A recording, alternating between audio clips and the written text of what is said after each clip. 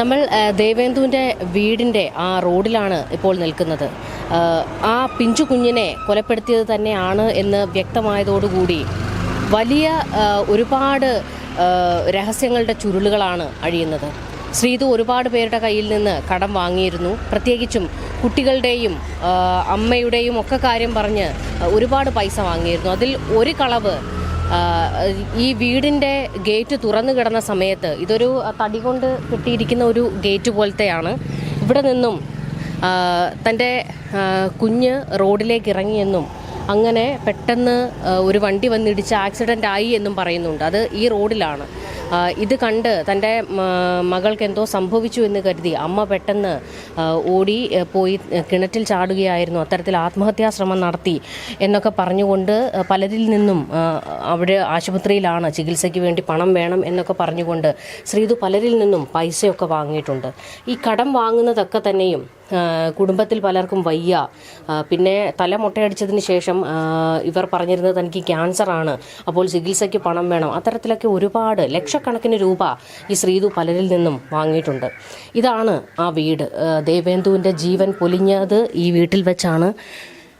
ഈ വീട്ടിൽ ഒരുപാട് ദുരൂഹതകളാണ് കഴിഞ്ഞ ഒരു ദിവസം വെളുപ്പിന് നടന്നത്. കേരളം പിന്നീട് ഞെട്ടുന്ന ഒരുപാട് വാർത്തകളാണ് നമ്മൾ ഇപ്പോഴും കണ്ടുകൊണ്ടിരിക്കുന്നത്.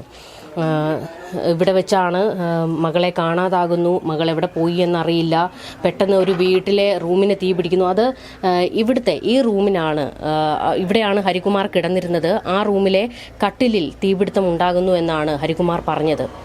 പിന്നീട് നോക്കുമ്പോഴാണ് കുഞ്ഞിനെ കാണാനില്ല എന്ന് ഇവർ പുറം ലോകത്തെ അറിയിക്കുന്നത്. പക്ഷേ നിങ്ങൾക്ക് തന്നെ ഈ ഒരു പ്രദേശം കണ്ടാൽ തന്നെ നിങ്ങൾക്ക് വ്യക്തമാകും, അത്തരത്തിലൊരു കുഞ്ഞ് അതിനെന്തെങ്കിലും ഒരു അപകടം സംഭവിക്കുകയാണെങ്കിൽ ഒന്നുകിൽ കുട്ടി വലിയ രീതിയിൽ കരയും, പുറത്തേക്ക് ഇറങ്ങിയാലോ അല്ലെങ്കിൽ അതിനെന്തെങ്കിലും സംഭവിക്കുകയോ ചെയ്താൽ വാവിട്ട് കരയും കുഞ്ഞുങ്ങൾ.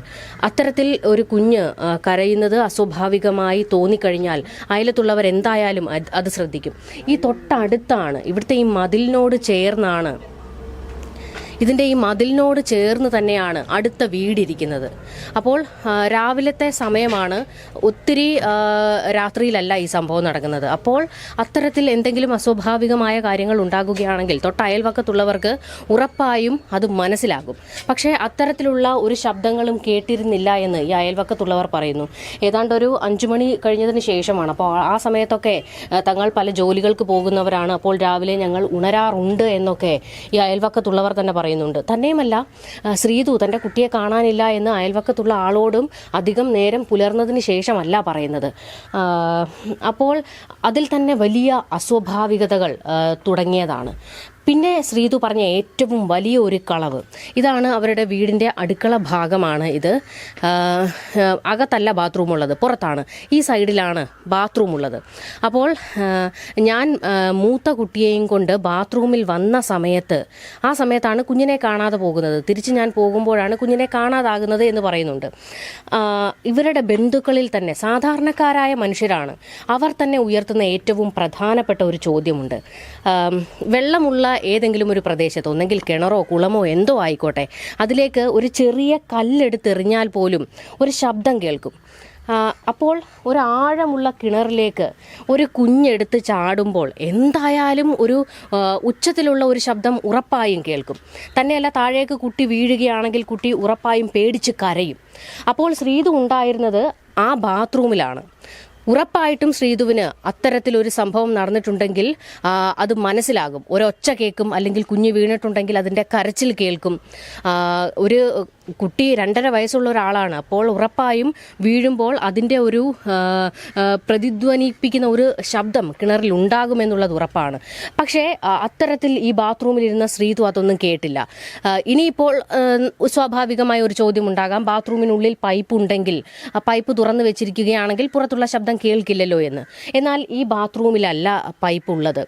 നമ്മൾ പുറത്തുനിന്ന് കിണറിൽ നിന്ന് വെള്ളം കോരിക്കൊണ്ട് പോകണം ബാത്റൂമിലേക്ക്. അപ്പോൾ ബാത്റൂമിനകത്ത് പൈപ്പില്ല. എന്നിട്ടും ശ്രീതു ഇത് കേട്ടില്ല. എന്ന് പറയുന്നതിൽ വലിയ അസ്വാഭാവികത. പോലീസിന് അതാണ് ഏറ്റവും വലിയ സംശയമായി ഇപ്പോൾ നിൽക്കുന്നത്. പ്രതി കുറ്റം സമ്മതിച്ചിട്ടുണ്ട് എങ്കിൽ പോലും വീണ്ടും വീണ്ടും ഹരികുമാറിനെ പോലീസ് ഇരുത്തി ചോദ്യം ചെയ്യുന്നതിന് കാരണം ഇതാണ്. ശ്രീധുവിലേക്ക് എത്താനുള്ള ഒരു പഴുത് കിട്ടണം പോലീസിന്. പക്ഷേ പ്രതി കുറ്റം സമ്മതിച്ചതുകൊണ്ട് തന്നെ വളരെ വലിയ രീതിയിലുള്ള പ്രതിസന്ധികൾ പോലീസിന് മുന്നിലുണ്ട്. മറ്റൊരു കാര്യം, ഈ ചായ്പ് ഇതും കഴിഞ്ഞ ദിവസത്തെ വലിയൊരു സംശയത്തിനിടയുണ്ടാക്കിയ സ്ഥലമാണ്. അതായത് ഞങ്ങൾ കൂട്ടത്തോടെ ആത്മഹത്യ ചെയ്യുന്നു എന്ന് വരുത്താനുള്ള ഒരു നീക്കം ഈ കുടുംബത്തിലെ ആരോ ചെയ്തിട്ടുണ്ട്. അതാണ് ഈ കയറ്, അതായത് ഈ തൂങ്ങിച്ചാകാൻ വേണ്ടി ചെയ്യുന്ന, അതൊരു ആത്മഹത്യക്ക് ശ്രമിക്കുന്നു എന്ന് കാണിക്കാൻ വേണ്ടി ഇവിടെ 3 കയറുകൾ കെട്ടിയിട്ടിട്ടുണ്ടായിരുന്നു. അപ്പോൾ അതും വളരെ വലിയ സംശയങ്ങൾക്കിടയാക്കിയിട്ടുണ്ട്. പക്ഷേ അങ്ങനെ ഒരാൾക്ക് തൂങ്ങി നിൽക്കാൻ പറ്റുന്ന ഒരു അത്ര ബലമുള്ള ഒരു ഷെഡല്ല ഇത്. അപ്പോൾ ഒരാൾ തൂങ്ങി നിൽക്കുകയാണെങ്കിൽ ഉറപ്പായും ഇത് പൊട്ടി താഴെ വീഴും. അപ്പോൾ അന്വേഷണം വഴിതെറ്റിക്കാൻ വേണ്ടിയുള്ള നീക്കമാണ് നടന്നത്. ഇതാണ് ആ കുഞ്ഞ് കിടന്നിരുന്ന കിണർ. വലിയ ആഴമുള്ള ഒരു കിണറാണ്, വെള്ളവുമുണ്ട്. അപ്പോൾ ഉറപ്പായും കുഞ്ഞ് വീഴുമ്പോൾ ഉറപ്പായും ഒരു ശബ്ദം കേൾക്കും. അപ്പോൾ പുറത്തായിരുന്ന ശ്രീധു എന്തുകൊണ്ട് ആ ശബ്ദം കേട്ടില്ല എന്നുള്ളത് വളരെ വലിയൊരു ചോദ്യം തന്നെയാണ്. ഇൻക്വസ്റ്റ് നടപടികൾക്ക് വേണ്ടിയൊക്കെ കുഞ്ഞിനെ ഇവിടെ ആയിരുന്നു എടുത്ത് കിടത്തിയിരുന്നത്. അപ്പോൾ ഈ ബന്ധുക്കൾക്കും അറിയേണ്ടത് ശ്രീധുവിന് ഇതിലെന്തെങ്കിലും പങ്കുണ്ടോ, ഇതിൽ കുഞ്ഞിനെ കൊന്നതാരാണേലും അവർക്ക് ശിക്ഷ ഉറപ്പായി കിട്ടിയിരിക്കണം.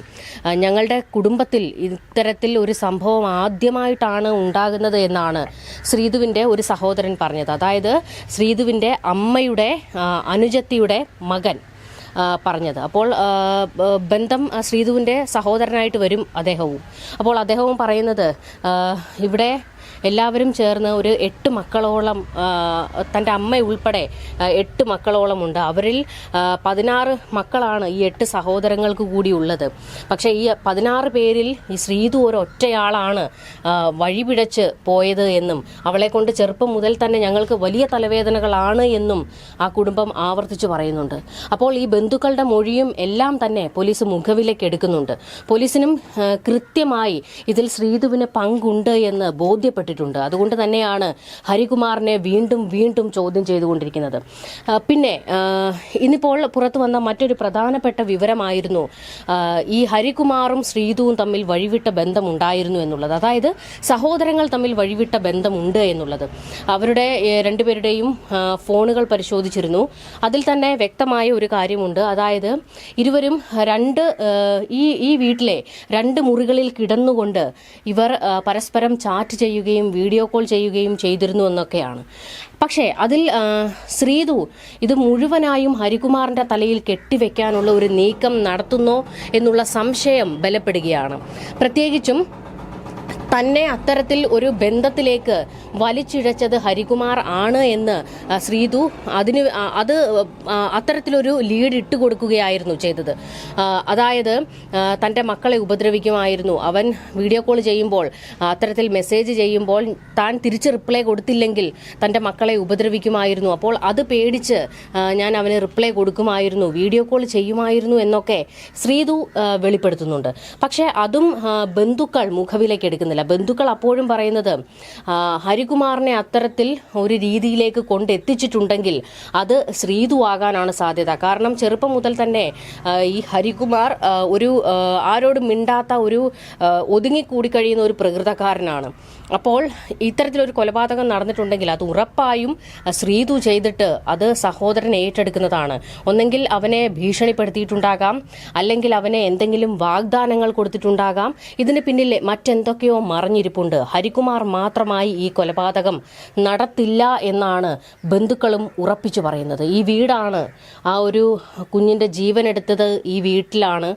ഇപ്പോഴും പോലീസിനെ കുഴപ്പിക്കുന്നത് ഹരികുമാർ കുറ്റം ഏറ്റെടുത്തിട്ടുണ്ടെങ്കിലും അതിലേക്ക് നയിച്ച കാരണം എന്താണ് എന്ന് പോലീസിന് കൃത്യമായി വിവരം കൊടുക്കാൻ ഹരികുമാറിന് കഴിയുന്നില്ല. അവിടെയാണ് ഏറ്റവും പ്രധാനപ്പെട്ട ചോദ്യം ഇരിക്കുന്നതും. ഹരികുമാർ അല്ല അത് ചെയ്തതെങ്കിൽ അതിലേക്ക് വഴിതെളിച്ച സംഭവം എന്താണ്, അല്ലെങ്കിൽ എങ്ങനെയാണ് കൊലപ്പെടുത്തിയത് എന്നൊന്നും പറയാൻ ഹരികുമാറിന് കഴിയാത്തതിന്റെ കാരണവും അതുതന്നെയാണ്. ശ്രീധു പഠിച്ച കള്ളിയാണ് എന്ന് കുടുംബക്കാർ ആവർത്തിച്ച് പറയുകയും ചെയ്യുന്നുണ്ട്. ശ്രീധുവിന് ക്രിമിനൽ പശ്ചാത്തലമുണ്ട് എന്ന് തന്നെ കുടുംബക്കാർ പറയുകയാണ്. ചെറുപ്പം മുതൽ തന്നെ ക്രിമിനൽ വാസനയുള്ള ആളാണ് ശ്രീതു എന്നും പറയുന്നു. അപ്പോൾ ശ്രീതു വാതുറക്കണം. പക്ഷേ ഹരികുമാർ ഇത് ഏറ്റെടുത്തിരിക്കുന്നത് കൊണ്ട് താനാണ് കുറ്റം ചെയ്തത് എന്ന് ഹരികുമാർ ഏറ്റെടുത്തിരിക്കുന്നതാണ് പോലീസിനെ കുഴപ്പിക്കുന്ന ഏറ്റവും വലിയ പ്രതിസന്ധി.